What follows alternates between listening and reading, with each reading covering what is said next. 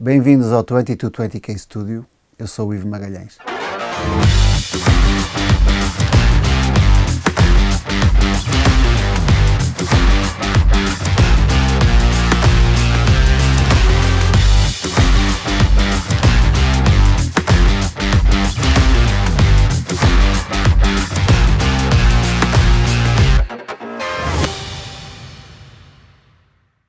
Game begin. Vamos sair daqui a jogar isto, nós vamos passar o...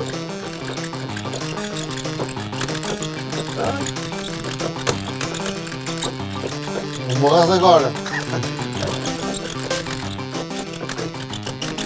Estava a apanhar o jeito, mas já foi. Já foi. Não temos jeito para isto. Nada, nada, não. Olha, João, mostras-me o teu bunker? Vamos embora? Vamos.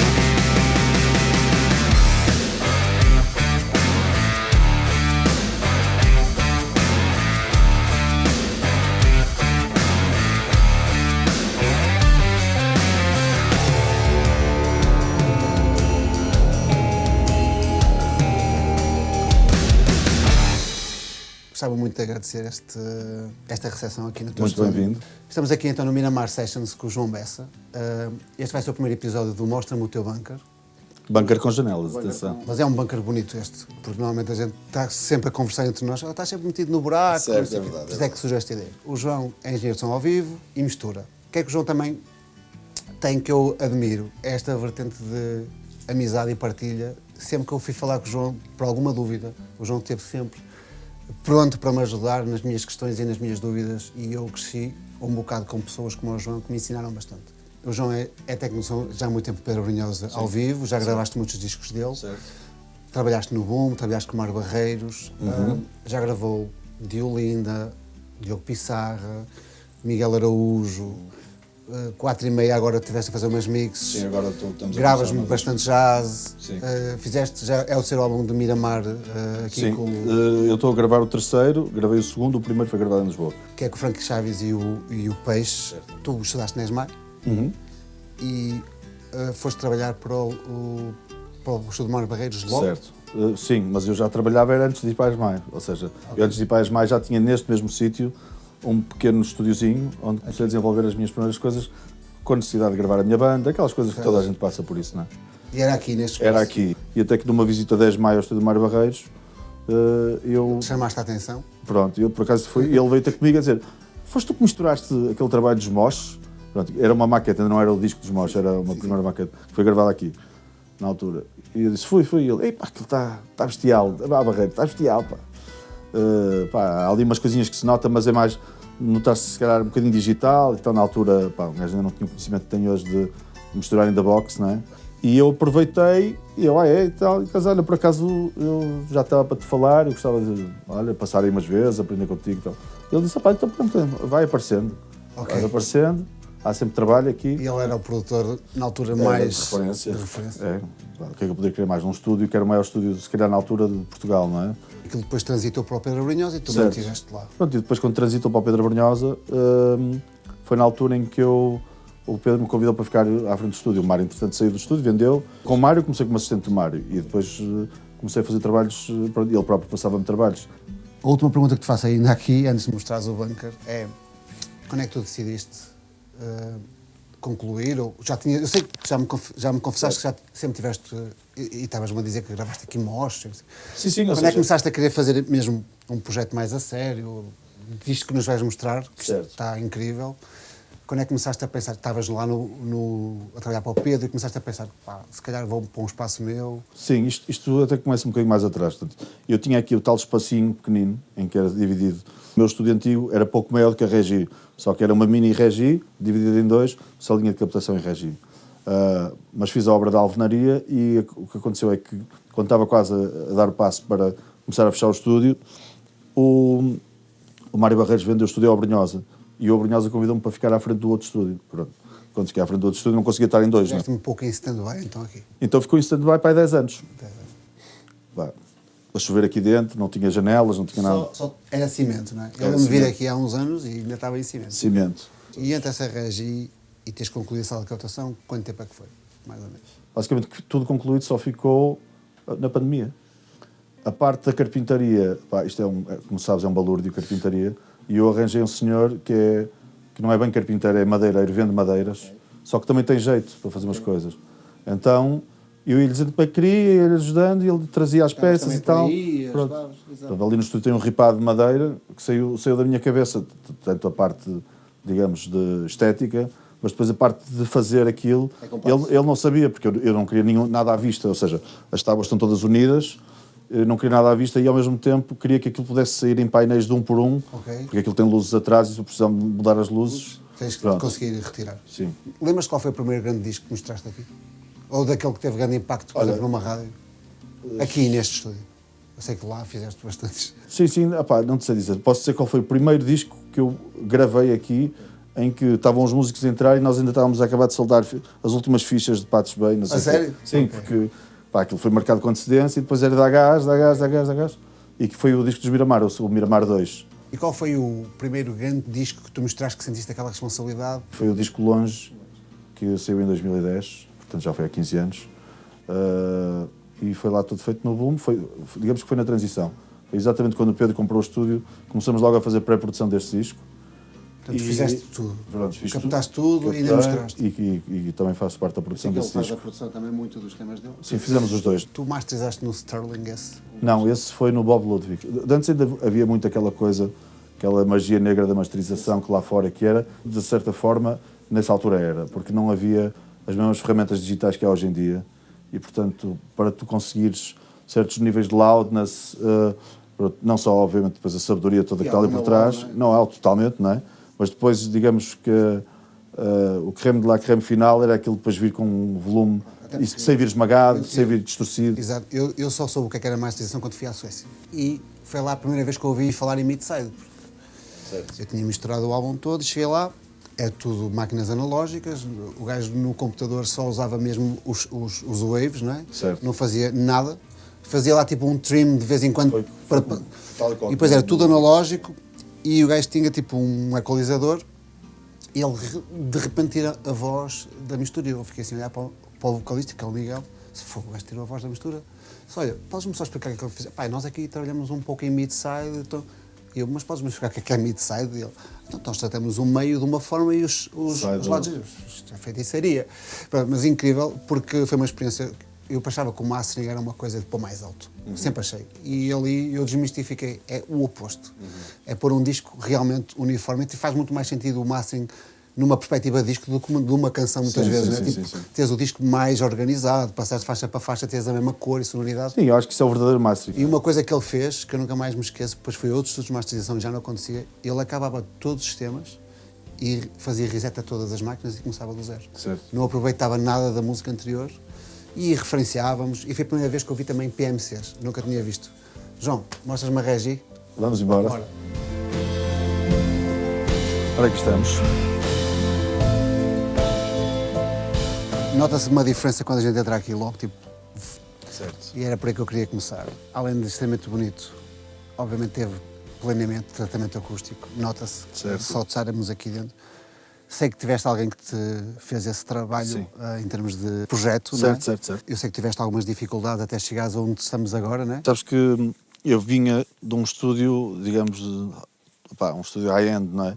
E uma das coisas que eu disse para mim mesmo foi para ir para outro sítio, embora nunca vá construir um estúdio daquela dimensão, e não era esse o propósito era para um sítio mais pequenino, mais cozy, mais quase portátil, de eu poder rapidamente fazer coisas e não ser digamos, não ter despesas enormes inerentes a um estúdio grande, não é? De eletricidade, não sei o que, ser uma coisa mais pequena. Falaram-me neste engenheiro acústico, que é o John Brandt, tem muito trabalho feito pelo mundo inteiro. Ele é uma pessoa especial, é diferente, tem uma abordagem um bocadinho diferente em relação a algumas coisas. E digamos que ainda era mais responsabilidade porque foi feito à distância, não é? Obviamente com muitas videoconferências, com muitos cálculos, portanto eu ia comunicando e tirando medidas e fazendo medições todas as semanas e enviando, e ele ia retificando, mas ele tem uma forma de trabalhar muito standardizada e conseguimos chegar a uma coisa, a meu ver, muito interessante e que me satisfez plenamente. Ele tem uma coisa super detalhada aqui no projeto, que é, ele explica mesmo por passos as medidas, os painéis, as madeiras, e está tudo descritivo. Depois tens tipo um índice para perceberes como é que constróis, por exemplo, um ripado. Certo. E disto, pá, e é incrível, porque Ele tem- fazer um ele projeto tem- desta dimensão, ele tem que ter... Ele tem painéis standard, não é? Aqueles que não interessa se a sala tem mais ressonâncias a esta frequência ou aquela, são standard, por exemplo, broadband absorbers. Pronto. Depois, a parte das, digamos, das bass traps é que já são afinadas Para a escuta. e dimensionadas para as ressonâncias da tua sala, para os modos da tua sala, não é? E para a escuta. E, portanto, atrás destes panos que tem aqui, até se vê ali, digamos, aquilo tem painéis diferentes ali atrás. Por exemplo, aqui de lado são os chamados painéis de membrana, que são afinados exatamente para os modos desta sala. Tem dois painéis de membrana ali e outros dois ali atrás. Já afinados de outra forma. Uns são para 30 Hz, outros são para 50 Hz. Pronto. Digamos que parece um caixão, é um invólucro fechado, em que lá dentro tem uma chapa metálica que está suspensa numa coisa E de tudo isso vem borracha. no descritivo que ele te diz. Tudo isso foi no descritivo e depois ainda te dá programas de cálculo para se quiseres mudar, ok, agora preciso de fazer para uma sala maior em que tem um comprimento X, pronto, depois lá os E as pessoas dados. com quem tu trabalhavas interpretavam bem esses... Eu era o interface entre o projetista, não é? O engenheiro projetista e eu e os carpinteiros. Eu quero pôr aqui umas ATC50, pronto. Provavelmente vou ter que lhes tirar os amplificadores de trás e pôr de lado, e ele disse isso é uma boa ideia porque senão vai aquecer, É aquilo ali. que é aquilo ali. Exatamente. Portanto, é tirado da parte de trás da coluna e ficam ali à vista para poder ligar, desligar e para poder haver alguma refrigeração também, não é? É preciso ser mesmo uma pessoa muito boa a fazer contas e saber... Sim, ele é de facto é mesmo. Aliás, a primeira pergunta que eu lhe coloquei é: eu não estou habituado a estas coisas assim à distância. Como é que certezas é que eu tenho que no fim Isto vai funcionar. vai funcionar e que essas previsões que me está a dar vão bater no fim? Ele usou uma expressão que eu não sei usar agora exatamente como é que ele disse, mas ele disse: tu não tens que verificar nada. Ele disse: as contas são feitas antes e tu não vais Tem que precisar bater certo. E vai bater certo. Isto é física, não é? Porque nota-se que está super neutro, deve ser super confortável mostrar aqui. É. Não deve haver standing waves, ou seja, para quem não sabe... Ondas estacionárias, coisas não é? aqui estacionárias. Ressonâncias que ficam aqui, não há, isso não há. Eu sei que trabalhas em Pro Tools, não é? Sim. A primeira coisa que eu te ia perguntar é: que conversores é que tu usas? Cheguei à conclusão que o RedNet poderia ser uma boa solução, ainda por cima tudo ligado em Dante. Para quem não conhece o Dante, podes só explicar um bocadinho qual é o protocolo? Sim. Portanto, o Dante é um protocolo que vai por IP, não é? Portanto, vai por cabo de rede e que permite ligar marcas de vários modelos, portanto, equipamentos de várias marcas e modelos que obedecem esse protocolo Dante. Portanto, tem lá uma placazinha da Audinate e que conseguem comunicar todas umas com as outras. Desde que tenha uma placa Dante e do Certo. outro lado Dante, vai Exatamente. funcionar. E ainda tem a vantagem de que se chegarmos a algum lado, existe uma coisa que é a placa Dante virtual, que é um softwarezinho que pões no computador, ligas um cabo de rede, à porta de rede do computador e já consegues ver todas as máquinas que estão ligadas a essa rede. E ainda consegues gravar 64, agora até já saiu agora o Dante Pro, que consegue gravar 128 canais na Dante Virtual Ou Sound. seja, vou fazer som ao vivo com uma mesa que tenha saída de Dante, ligo ao meu computador, desde que Certo. tenha o audio, o Dante Controller, Certo. consigo... Digamos que é o protocolo, digo eu, mais aberto que existe. Aberto e sério, não é? Então por isso escolheste o RedNet, que era... Escolhi pelo facto de poder, obviamente, muito facilmente adicionar e fazer crescer o core do meu estúdio, que são as entradas e saídas, não é? Portanto, eu facilmente aqui consigo ter 64 ins e outs e de repente consigo experimentar outra coisa É muito flexível. sem ter que estar a ver se tenho entradas SPDIF ou AECBU, seja o que for, não é? Exatamente porque o Dante está praticamente em quase todo lado, não é? Certo. Ok. O mais importante a seguir aos conversores, eu acho que até, se calhar, é o... Sim, talvez mais importante. Porquê é que foste para as ATC50? Boa. Então, é melhor começar pelo início. As minhas primeiras colunas foram os ProAC Studio 100, que digamos que é basicamente um standard de estúdios, está na fronteira entre o Wi-Fi e o estúdio, não é? São umas colunas de Wi-Fi um bocadinho mais honestas do que o normal e permitem-te ouvires da perspectiva que o músico está a ouvir e não da perspectiva técnica só. E as ProAC têm essa coisa de que as pessoas estão a gravar, chegam aqui e ouvem de uma forma, pronto... Mais parecida com aquilo que eles estão Exatamente. normalmente habituados a ouvir. Pronto, mas por outro lado, eu sentia falta dessa agressividade das colunas de estúdio de mostrarem um bocadinho mais. Digamos que as minhas primeiras colunas estúdio que eu comprei foram as Amphion, depois de passar das ProAC, E pá, eu gostei muito durante muito tempo, mas depois cheguei a uma altura que queria umas colunas de 3 vias. Portanto, também passei pelas NS10. E qual é o amplificador que usas para elas? Opa, estou a usar um amplificador, um Roland. Roland? Olha, aquele raro que está ali em baixo. Okay. Pá, e funciona bem, funciona porreiro. Voltando às ATCs, porquê é que escolheste as ATCs? As ATCs escolhi pela necessidade de ter umas colunas de 3 vias. Eu gostava de ter alguma coisa que me desse um detalhe, de eu saber mesmo onde é que estava tudo na mistura. Pronto. Depois, por outro lado, queria uma coluna também capaz de eu poder masterizar coisas e de me dar, digamos, uma extensão, realmente, que nos estudos de masterização é imperativa, não é? E não sabia ainda bem o que é que queria, as ATC era uma hipótese. Quando fui a primeira vez ao Mix Vida Masters com o Tom Elmerst, eu sabia que ele usava umas colunas destas. E ele, pronto, na altura disse-me que tinha preferência por estas, que apesar daquelas estarem a fazer um bom trabalho, que gostava mais destas. Depois eu comecei a ver outras pessoas também com essas colunas, o Michael Brower também usava estas colunas. Pá, decidi arriscar, pronto. Além de serem 3 vias, tu sentes a necessidade também de ter um sub. Certo. Sim, na realidade são 4 vias, não é? Certo. O sub era um sub que eu já tinha com o meu sistema da Amphion, que ainda continuo a ter as Amphion, aliás, temos aqui as Amphion.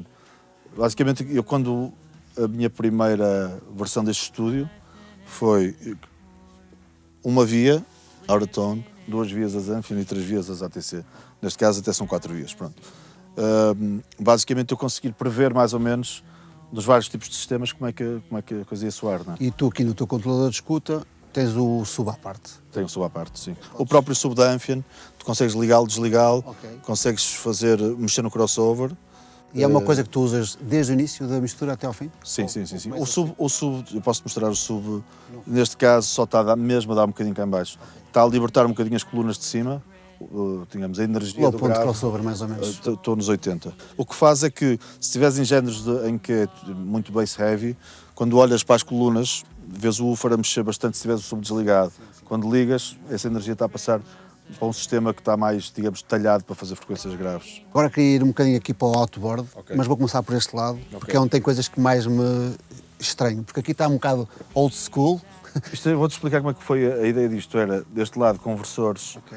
Deste lado, digamos que é o cérebro do estúdio, e tudo que é front-end, ou seja, press. E fala-me logo daqueles primeiros 8 ali de cima, que eu não sei o que é aquilo. Certo. Estes 8 aqui são desenhados por um amigo nosso, que é o João Maia, que já tinha feito uns na altura para o Mário Barreiros, no Boom tem uns iguais a estes, o Nelson Carvalho também tem uns iguais, e que são feitos com base no nível 1073, portanto são clones de alta qualidade, portanto muito antes de haver o Ormaudios e estas marcas, digamos, mas fazia com os componentes certos. E estes botõezinhos que estão ali é o quê? Isto aqui é Phantom Power. Esse é Phantom, ok. Phantom. E depois tens aqui o ganho, portanto tem mas é como o 1073? tens 3 estágios, tens aqui offs no meio, certo? Ok, exato. Portanto, E o botãozinho de baixo é? e aqui é um o trim. output? É o trim. É um trim, ou seja, a primeira versão destes Express não tinha trim e tinha aqui um inversor de fase. Ok. E eu na altura disse ao Maia, acho que faz falta ali um trimzinho, porque isto são steps de 6 em 6 dBs, e às vezes dá jeito por causa de um bocadinho, tirar um bocadinho ali. E ele disse, pá, isso vai ser complicado agora, estar a furar e pronto. Mas não tem inversão de fase então? Pronto, aí é que estamos a chegar, na altura. Tens que usar um cabo, não é? Na altura, quando ele me vendeu isto, olha, ouvi o que tu disseste e pus-te lá o trim. Ah, ok. E eu fiquei maravilhado, depois cheguei, e onde é que está o inversor de fase? Não dá para ter as duas coisas. Ah, ok. Ou seja, Amigo. usou o buraco da inversão de fase. Sim, o que é que és? O que é mais importante, Pronto. o trim ou a inversão de fase? Certo. Mesmo Até porque dá para inverter fase em muitos sítios, não é? Claro, pronto. Fiquei com pena, mas... E a mas cor pronto, gostas? Gosto muito.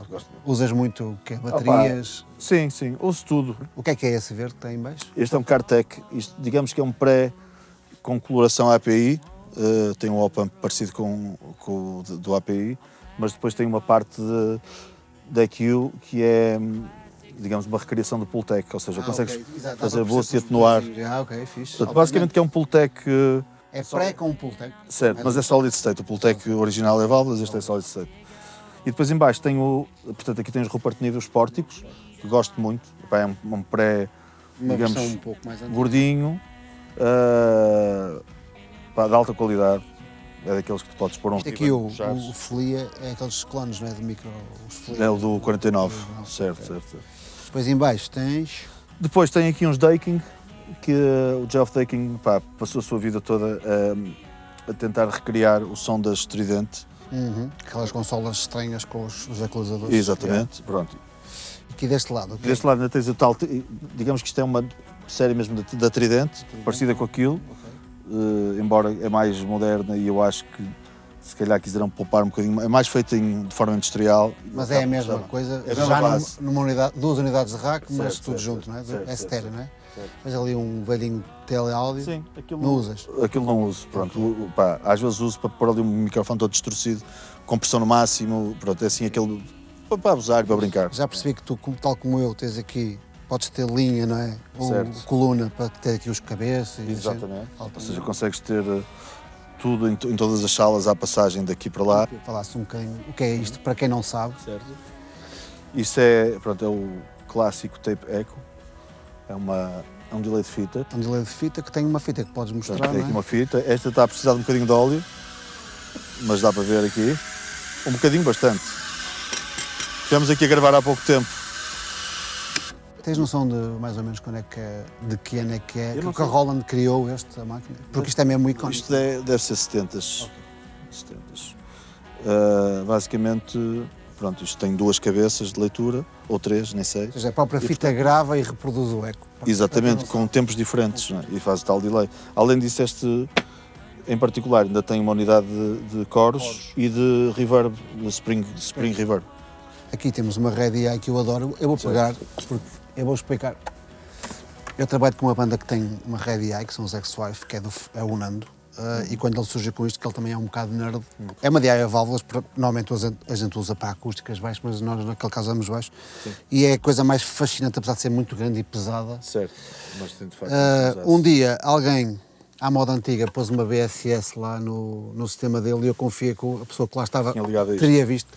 Pá, e eu vi o Nando completamente à nora, tipo num concerto nos Açores, tipo, o que é que se passa com uma som, o que é que se passa numa som? E de repente olha para trás e vê a DI lá pousada e vê uma BSS e ele, claro! Pá, depois ligou isto, realmente, isto é mesmo muito, muito bom. Isto recomendo, é incrível para quem não conhece.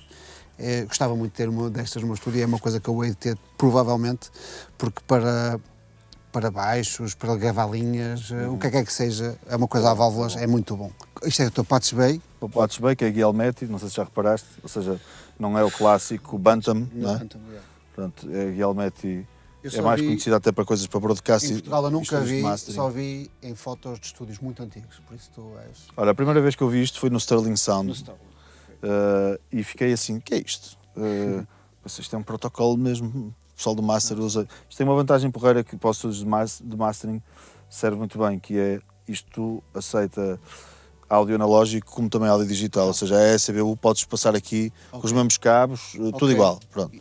Tem uma vantagem porreira que é, nunca há maus contactos, que isto é como se fosse uma espécie de um mini XLR. Os cabos são muito robustos, é incrível. Isto são 3 contactos na mesma, o 4º contacto não é contacto, é apenas uma guia para tu não inverteres a fase. Okay. Portanto, entra sempre da mesma forma. Pronto. Se tirares isto e encaixas aqui um cabo e tirares para o outro, estás a fazer um split e vai para 2 prés. Ok, fantástico. Certo. Do mesmo win lá dentro para aqui. Certo. E aqui tens todo o teu estúdio. Tem tudo. Aqui salas... todo o equipamento, todas as salas, inclusivamente esta sala, por exemplo. Eu se quiser gravar aqui uma guitarra, pá, com este pato estava lixado até porque estes cabos, eles não vendem as fichas, tens de comprar o cabo já com a ficha cravada. Portanto, o que é que fizemos? Fizemos o guest, basicamente, aqui por trás liga, essas 12 vias, consigo gravar aqui uma bateria se quiser, depois estão aqui e aqui já faço o pato todo. Pronto. O Crazy Song veio a necessidade de 2 coisas,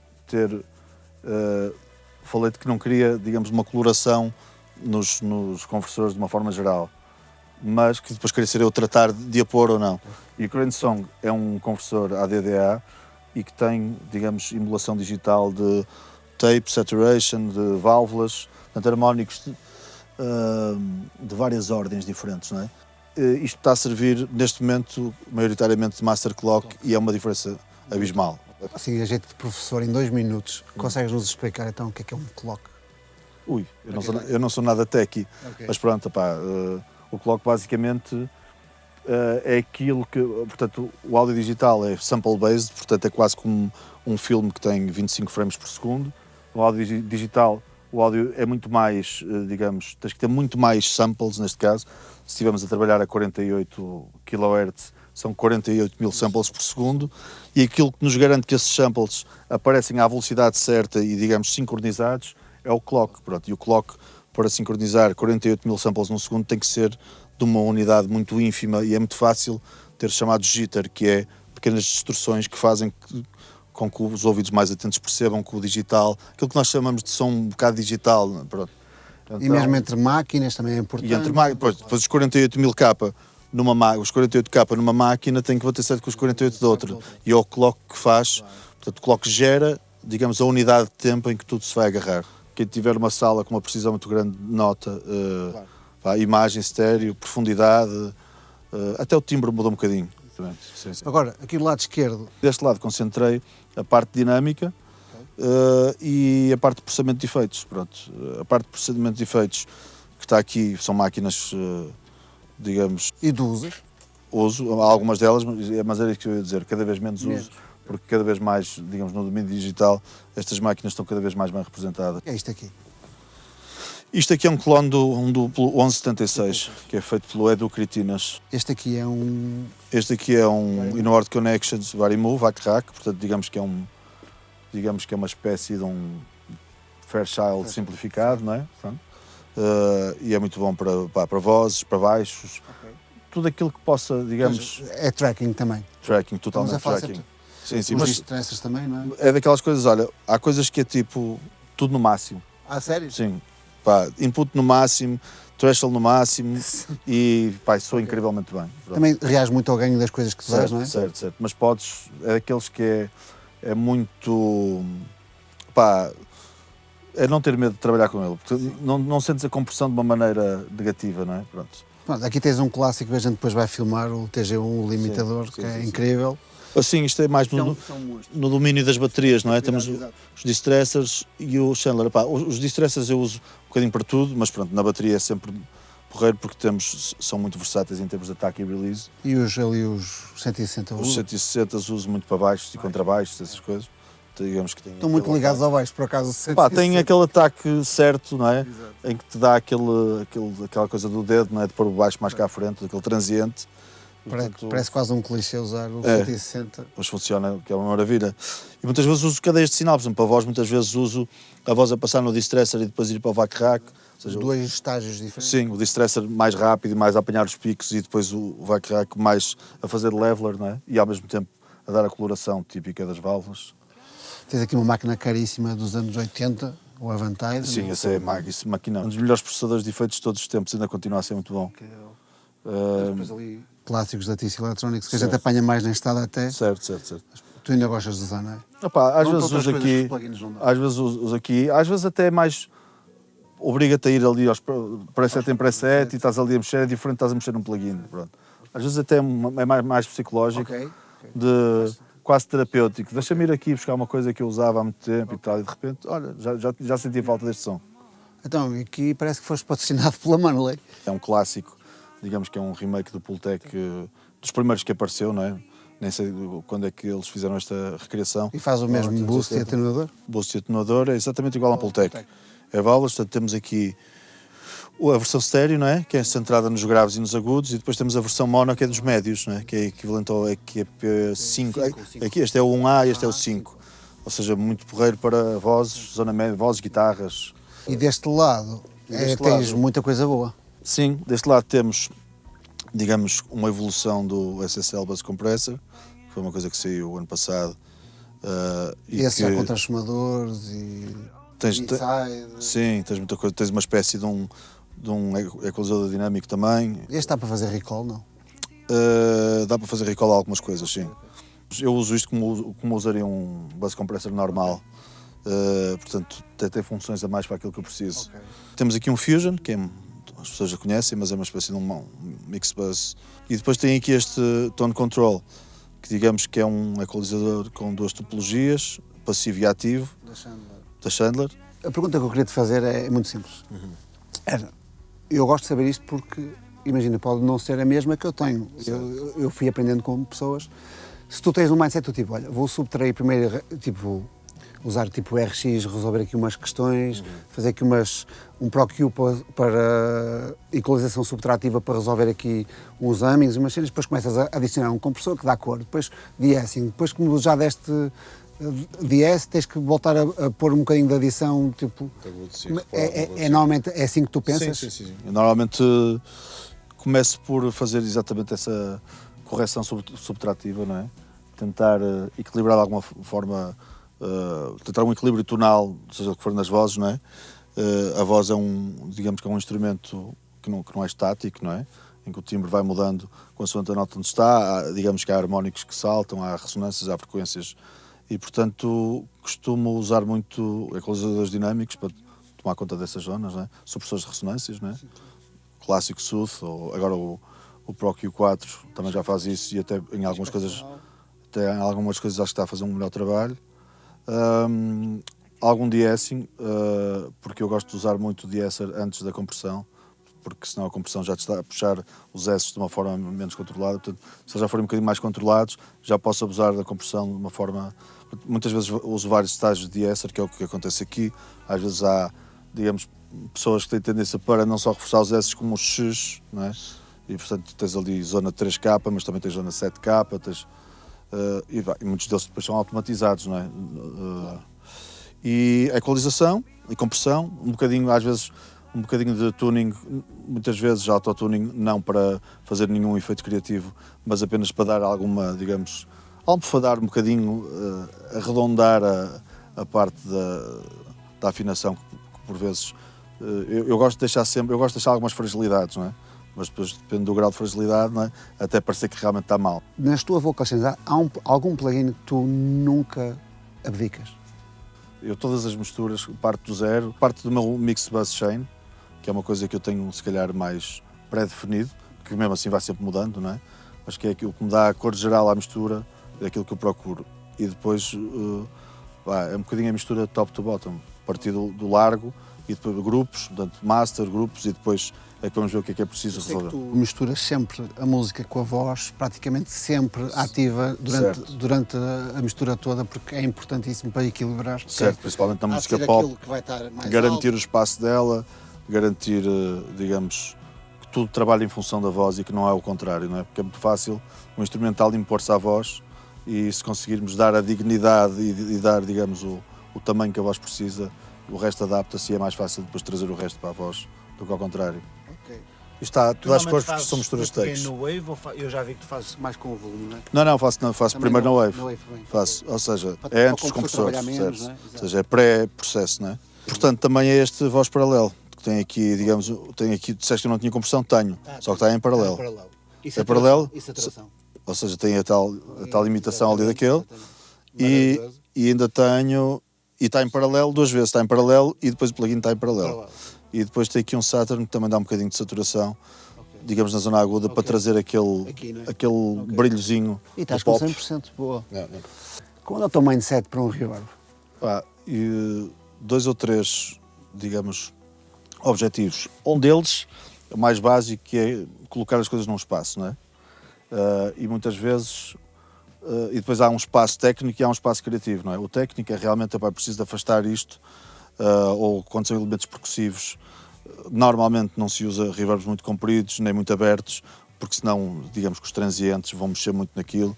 Portanto, isso são espaços que às vezes até são mais difíceis de recriar, mas que são espaços muito curtinhos, abaixo de um segundo, 800 milissegundos, 600, 400, portanto são coisas que não têm propriamente um decay, é tudo muito rápido, não é? Usas mais plate de call na voz? Depende das coisas, mas ando por aí nesses dois, sim. E às vezes para coisas mais criativas e específicas, até um Spring vai, percebes?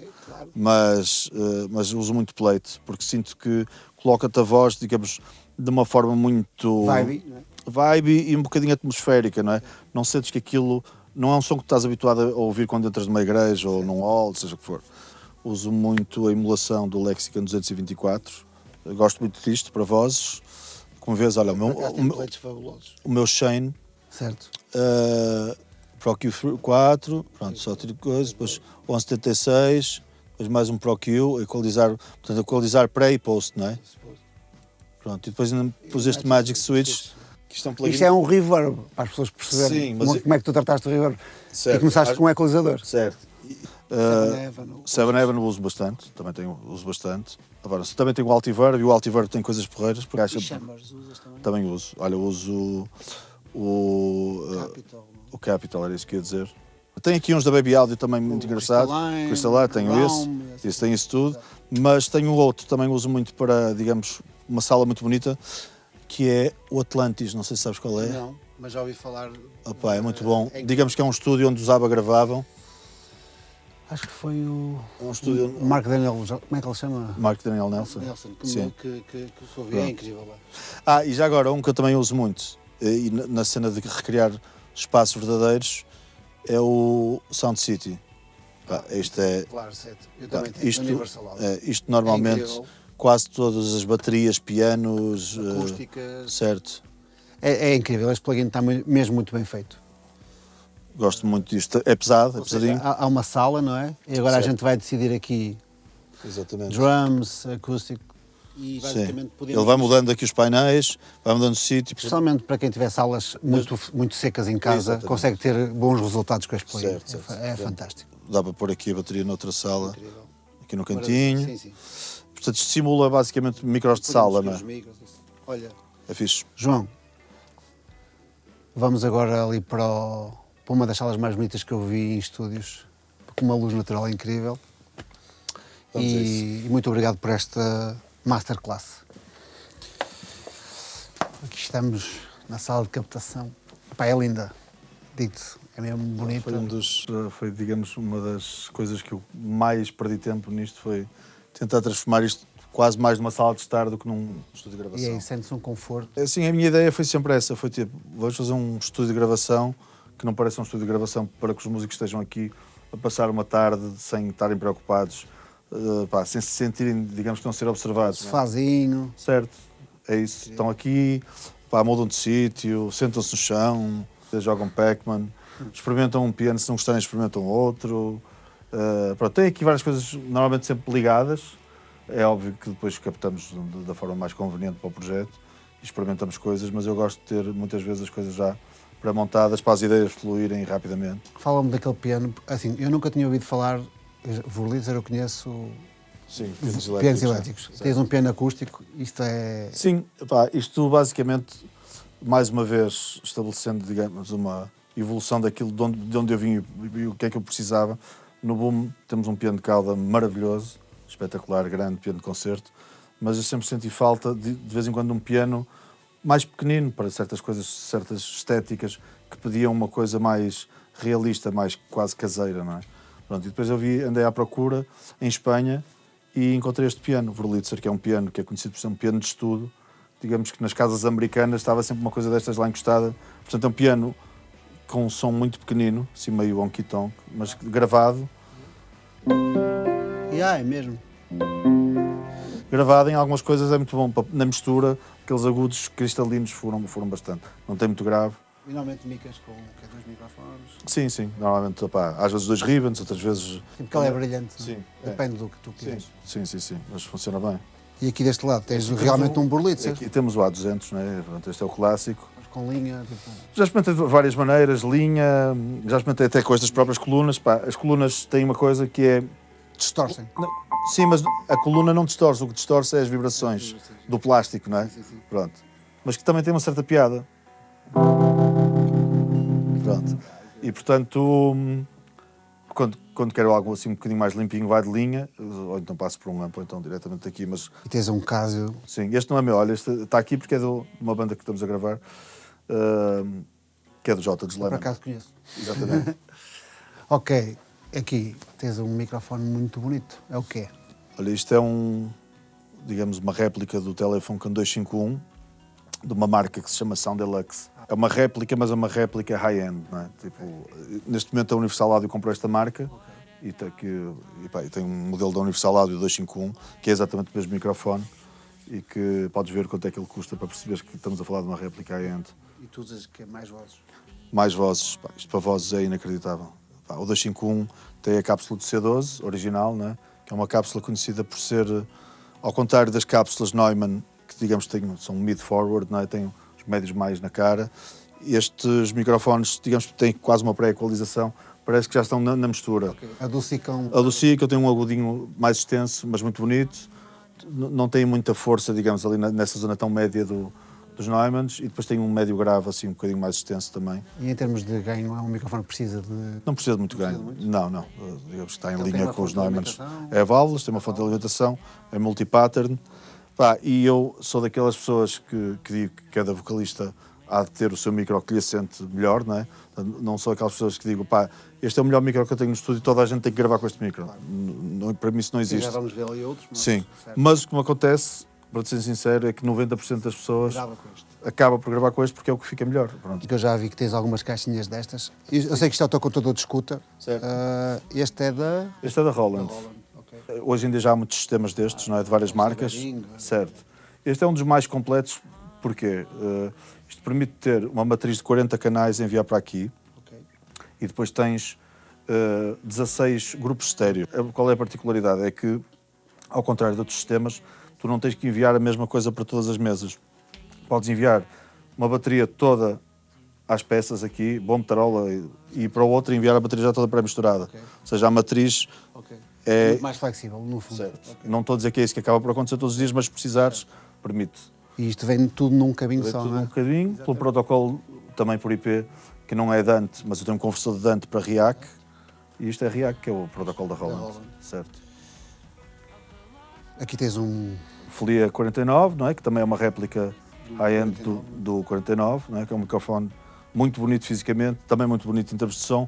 Não é, digamos que não é tão flexível, se calhar como o 251 para vozes, é um bocadinho mais específico, mas pronto, mais quente, não tem tanto brilho, tem um médio grave muito para fora, tem a cena dos Neumanns, tem os médios muito vincados, mas pronto. Usas mais em quê? Um bocadinho em tudo, mas sei lá, se quiseres uma guitarra acústica muito redondinha, funciona muito bem. Não tanto com aquele brilho da palheta, mas pronto. Em vozes que sejam, digamos, muito agudinhas, se calhar também funciona bem, porque corta um bocadinho esse brilho. Posso pegar aqui? Eu tenho curiosidade em dois destes. Este aqui... Esse é o Soundtronics Apollo, já é um clássico. Isto é um Bloomline, não é? É um Bloomline, um ribbon duplo, não é? Um ribbon com duas cápsulas, não é? Em que os ribbons são figura de 8 e, portanto, como tem duas... Explica só aqui aos nossos... Certo. A quem vai ver este vídeo, o que é que faz um Bloomline, no fundo? Um Bloomline são, digamos, dois microfones figura de 8 montados em ângulo de 45 graus. Pronto, ou seja, um fica a apontar, digamos, para o lado oposto do outro, e como os figura de 8 captam, digamos, igual no polo 0 e no polo 180, não é?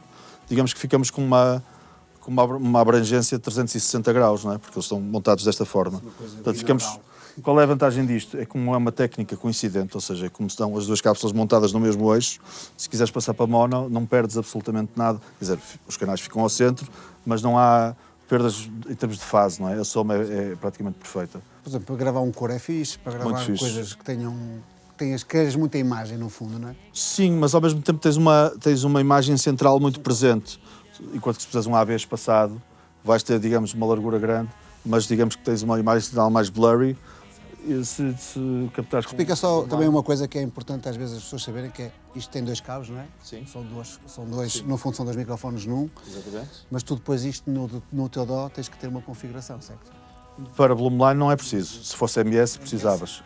Precisavas de um MS decoder. Basicamente tu ligas... Bloomline é só ligares, aqui diz que a cápsula de cima é à esquerda, a cápsula de baixo é à direita. E como é que fazes as panorâmicas? Abres a 100%. Ok, era isso que eu queria que explicasses. E este, para acabar, aqui esta Isso parte... é um Melodium, que é um ribbon dos anos 50, europeu, feito em França. Também é figura de 8. Sim, em que tem um long ribbon, é mono, não é? E digamos que tem um som muito característico. Tem aquele aspecto de rádio. Sim, da Segunda Guerra Mundial. há quem diga que isto era, digamos, a tentativa europeia de fazer aquele RCA 44, aquele grandalhão americano. Também foi negócio. Este andei à procura, pronto, especificamente, e depois não vinha em grandes condições, mandei para a Inglaterra para arranjar. E pronto, digamos que é muito bom para coisas com frequências graves proeminentes, não tanto para os agudos. Sim, uso no bombo, uso em coisas que são muito agudas, lá está, para filtrar os agudos. E pronto. Vai. Pois o ribbon é isso. É uma forma de colorir logo à entrada. Espaço, doce, sim. Mas no fundo é Mas este é mesmo mais para os graves. Portanto, há uns que têm mais extensão de agudos. E aqui temos um piano Steinway. E aqui temos o Steinway, que foi um piano que eu comprei, pronto, ao contrário daquele que era para ser um pianinho mais levezinho, mais honky-tonk, que eu queria ter um piano também com graves, não é?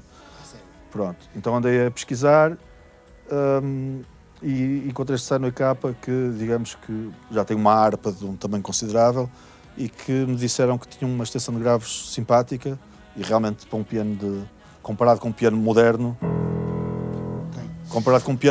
digamos, de parede, tem mais graves normalmente que o... Sim, é um upright com mais grave do que o normal. E portanto tem sempre aqui 2 KM 784. Sim, normalmente tem aqui sempre um rigzinho montado. Muitas vezes capto o piano por trás, outras vezes com ribbons à frente, seja o que for. Mas independentemente de tudo, gosto de ter sempre um setup montado. Às vezes há uma ideia que surge no momento. E ele é de que ano? 1921. Isto é um 87, certo? Sim, este é um recente, não é? Também temos aqui um antigo, de 1979, do meu ano. Neumann, não é? Sim, Neumann. Aqui tens um XY já montado prontinho, não é? Certo, com o ângulo correto. Exatamente. Espetacular, mais KPMs. É Vamos passar para este lado.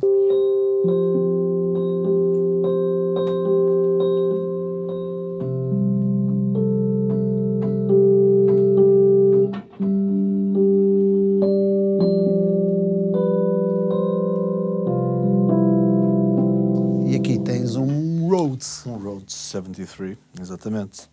Pronto, é aquele clássico da Rhodes, não é? Que toda a gente que vem aqui que se calhar nem tinha pensado que podia aproveitar isto para o seu disco, muitas vezes há ali umas notinhas, ainda agora neste terceiro disco dos Miramar, o Peixe é guitarrista, não é? Mas ele até dá um jeito bem jeitoso no piano. E é uma pessoa criativa, então aproveitamos logo e fizemos aqui umas coisas. Já no anterior tinha sido feito, acho que era com o Wurlitzer, tinha acabado de chegar, desta vez foi com o Rhodes. Sempre utilizado de uma maneira, muitas vezes as pessoas têm a ideia que o Rhodes tem aquele som que não se consegue sair dali, mas isto dá para fazer tudo, é com uma guitarra, não é? Ligas os pedais que quiseres. E tu micas tipo este Roland, não é? Às vezes sim, outras vezes, está tudo em aberto, às vezes vai de AI, tudo é possível. É muito bonito. E aqui, eu acho que é a joia da coroa, não é? Aqui temos uma Ludwig, não é? Dos anos 60, foi comprada em Inglaterra, é a Ludwig dos Beatles, não é? Igual, da mesma época, tudo igualzinho. Puseste acho que é um D12, não é? Sim, temos ali um D12, pronto. Isto é tipo o teu miking mais standard, depois vais mudando. Certo. Às vezes ponho mais micros, às vezes menos micros. Tem aqui uns Telefunken 51, TF51, digamos que é um microfone com um brilho assim muito bonito. Digamos que é também uma réplica do 251, uma réplica um bocadinho menos dispendiosa, mas muito boa. Portanto, digamos que é a parte mais hi-fi da bateria. Depois temos aqui um Coles, que vai buscar a característica do ribbon e dá ali uma fotografia geral da bateria, neste caso está a ser usada em mono. Sim, exato, por ser figura de 8, digamos que não capta tanto para os lados, é mais para baixo e para cima. Como a parte de cima é mais absorção, digamos que foca e não capta muita sala, não é? E depois aqui vamos tendo várias coisas na tarola, por acaso agora temos um Bayer 201, que é um microfone que eu gosto muito. Depois temos dois 421 originais. Costumas micar prato de choque ou... Muitas vezes sim, depende do projeto. Normalmente uso o SM7, porque digamos que está ali na fronteira entre um dinâmico mais fechado e um quase condensador. Podes só repetir qual é que é o teu microfone? Este aqui, é o Bayer M201. M201. Pronto, é um microfone quase equivalente ao 57, não é? Mas da Bayer. E funciona muito bem, é hipercardioide. Pronto. Depois aqui tens uma zona de mais kits, mais tarola, percussão, microfones, arrumos. Certo. No final do estúdio não sabia, tinha um móvel projetado para aqui que nunca mais ia acontecer. Então eu e o Pedrinho tivemos a ideia de pegar em desperdícios, caixas de colunas. Olha, isto aqui, houve uma primeira tentativa no estúdio de embutir as colunas e as caixas, por causa de 2 centímetros, ficaram mal feitas, as estruturas das colunas. Que era isto, as ATC estavam aqui dentro. Okay. Então, para não deitar isto fora, usamos, empilhadas com outras coisas, olha, caixas da Amphion e outras coisas, e ficou aqui um móvel. Isto é pornográfico. Opa. ter um Trinov aqui? Certo. Queres só explicar assim rapidamente o que é? Pá, sim, o Trinov, digamos que é um processador de otimização de som, acústica, portanto digital, DSP, para otimizar as colunas em relação ao espaço, não é? Ou seja, estaria na Regi, neste. Estaria na Regi, ainda não tive, já comprei isto há uma data de tempo, ainda não tive tempo de parar a Regi, porque estou sempre com Vais trabalhos. conseguir optimizar ainda mais a tua escuta lá, A ideia é porque o essa. Trinov vai fazer medições e vai-te dar dados para que tu poderes... A própria relação de fase da coluna fica melhorada. Pronto, e depois este Trinov em particular, que é o Dimon, dá para pôr mais outputs e fazer, por exemplo, otimização de multicanal, se quiser, de Dolby Atmos. E estás a pensar fazer? Era uma coisa que quando eu comprei isto estava a pensar, entretanto desacelerei porque não tenho tempo sequer nem para montar isto, quanto mais para montar o Dolby Atmos, mas é uma coisa que está no futuro. Olha, para finalizar, eu vou fazer esta pergunta a todas as pessoas. O canal é pedagógico, como sabes.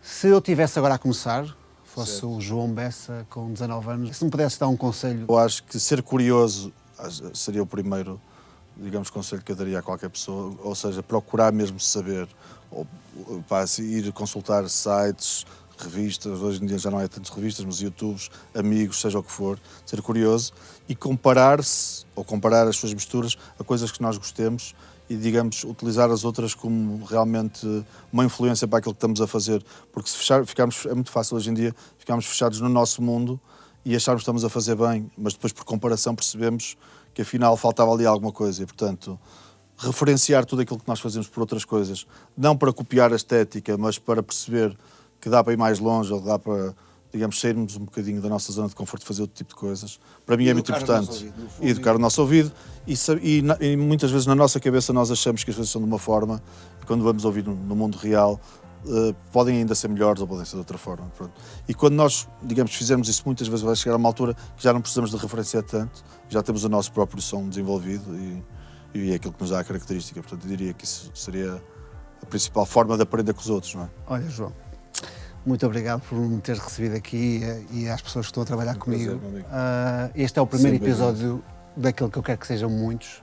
Gostava mesmo muito de mostrar por este Portugal espaços como o que tu tens. Este estudo é realmente o exemplo do que é que se consegue fazer em casa a um alto nível, mas pode-se fazer coisas mais simples, não é? Claro. Agradecer-te muito mesmo esse apoio. A informação que tu partilhaste, acho que para quem vir o episódio tem muita informação pertinente sobre coisas que se calhar até pessoas que não estão muito no nosso mundo vão conseguir perceber o que é que realmente faz a diferença. Onde é que a gente te pode encontrar? Se eu quiser amanhã que tu me mistures um tema, como é que eu posso chegar a ti? E se calhar o ideal neste momento é através das redes sociais, principalmente do Instagram. Tanto em nome pessoal, até o meu nome lá é João Bessa na Mix, mas se puserem João Bessa vão lá parar. Ou então na página do Miramar Studios, Miramar Session Studios. Sim, mas se calhar no meu nome pessoal é o mais rápido. É lá que também vão encontrando aquilo que eu ando a fazer no momento. Eu vou deixar na descrição do vídeo o link para encontrarem o João. Neste caso vai ser o Instagram dele e também o site do Miramar Sessions. Eu acho que o Instagram é o melhor porque o site do Miramar está um pouco desatualizado, segundo o João me disse.